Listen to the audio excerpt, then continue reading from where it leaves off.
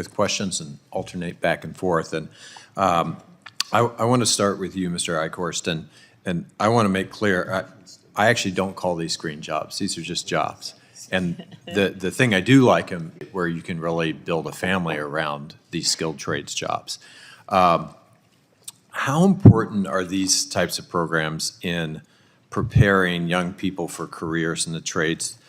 The programs that start before you get to the graduation of your high school. Because I think one of the things that we hear that changed over the course of the last 30 to 40 years is this idea that if you don't get a 4-year degree, just forget about it. And now we're in this position where we really need skilled trades. And the demand signals in New Mexico, I mean, some of this has been mentioned, but 1,800 factory work, more skilled trades people just building the fab at Intel right now. And you know, every job we don't fill is going to be filled by somebody coming from out of state, and we want to build long-term capacity. So how important is it for us to be working with the high schools to get this stuff, the career technical education back in the high schools to create an on-ramp for apprenticeships? Thank you for that, Chairman Heinrich. I appreciate the question. When I went through high school in the 90s, we did have shop classes. We had welding classes, we had automotive. I wouldn't have finished high school if it wouldn't have been for welding classes. I was bored to death sitting through some of those classes. And because I had the ability to go out and weld, go make pig feeders, go make different things, I stuck it out.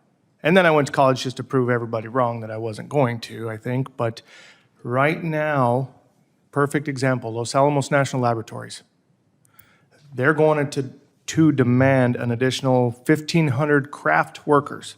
That's just the men and women that build the facilities by 2026. Espanola Valley is a beautiful part of the state. It's one of the most beautiful areas in America as far as I'm concerned, but they've had issues with dropout rates. They've had issues with drugs. They've had a lot of issues in the past.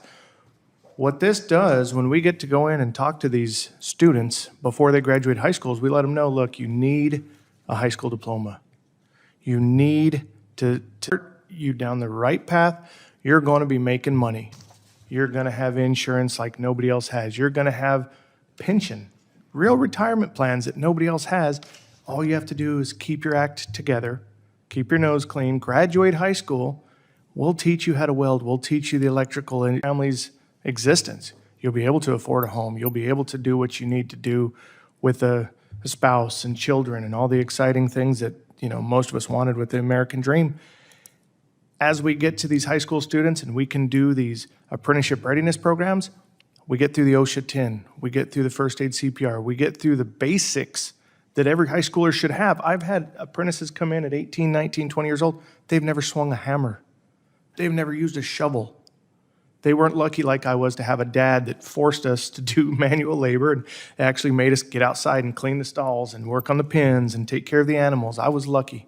But a lot of these kids never had that opportunity. So if we get to them young enough and we explain, look, you like working with your hands, you like working on a computer. A lot of our jobs now are very technologically advanced.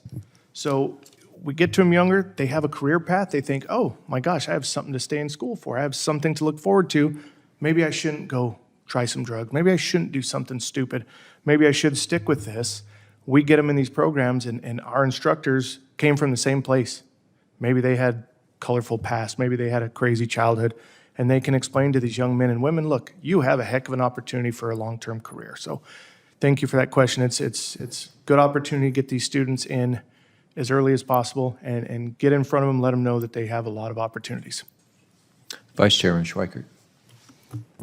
In Phoenix, I have a full welding setup. I was not allowed to marry my wife, are all master welders. For the record, Mr. Eichhorst knows this, but I actually did a DIY on a heat pump over the August break. Really? Just for the fun of it.